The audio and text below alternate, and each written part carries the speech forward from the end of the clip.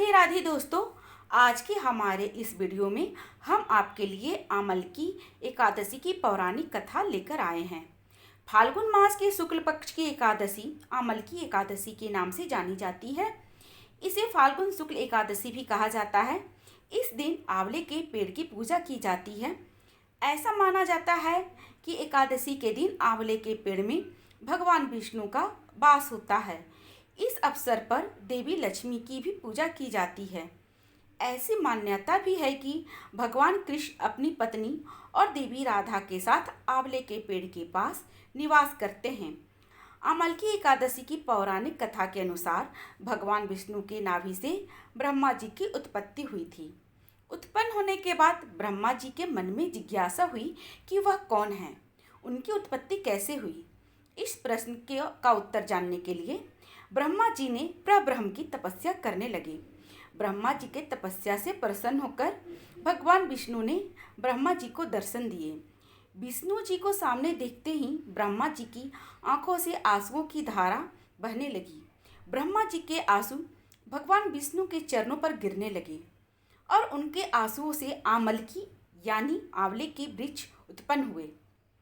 भगवान विष्णु ने ब्रह्मा जी से कहा कि आपके आंसुओं से उत्पन्न यह आंवले का वृक्ष और फल मुझे अति प्रिय रहेंगे।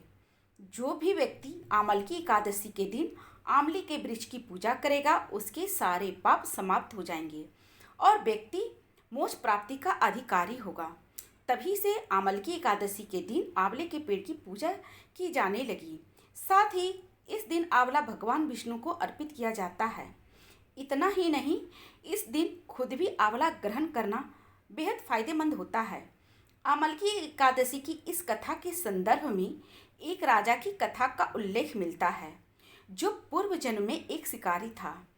एक बार आमल की एकादशी के दिन जब सभी लोग मंदिर में एकादशी का व्रत करके भजन और पूजन कर रहे थे, तब शिकारी मंदिर में चोरी के उद्देश्य से वह मंदिर के बाहर छुपकर बैठा था।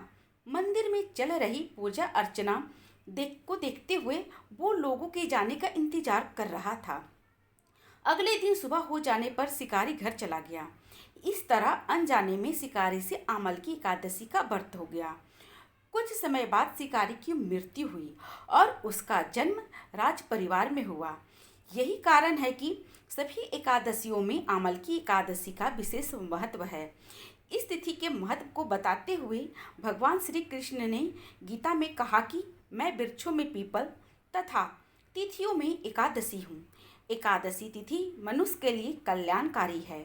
आमल की एकादशी की महिमा को बताते हुए श्री कृष्ण कहते हैं, जो व्यक्ति स्वर्ग और मोक्ष की कामना रखते हैं उनके लिए यह एकादशी अत्यंत श्रेष्ठ है।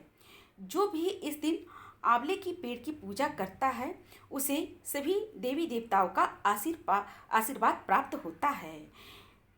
राधे राधे।